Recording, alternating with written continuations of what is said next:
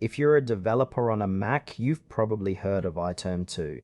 But does it really live up to the hype? Today, we're diving into what makes this terminal stand out and whether it's truly worth your time. iTerm2 is an advanced terminal emulator that offers a range of features designed to enhance the command line experience on macOS.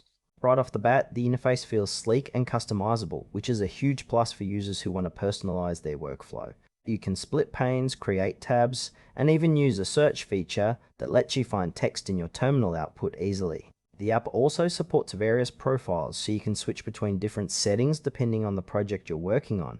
This flexibility is great for developers who juggle multiple tasks. However, while the features are impressive, some users might find the wealth of options a bit overwhelming initially. Another notable aspect is the integration with tools like Tomux, which allows for even greater control over your terminal sessions. But if you're just starting out or prefer a simpler setup, you might feel lost among all the advanced functionalities. Overall, while iTerm2 shines in many areas, it definitely caters more to power users.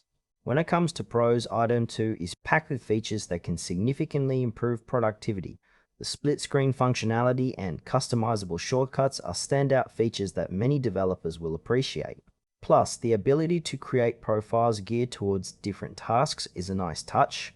On the downside, the learning curve can be steep for those who are new to terminal emulators. It might take some time to get used to everything, and the plethora of options can feel a bit daunting.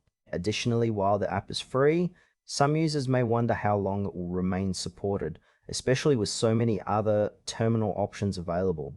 For casual users or those who just want a straightforward command line, iTerm2 might be overkill. However, for seasoned developers looking for depth and customization, it could be a perfect fit.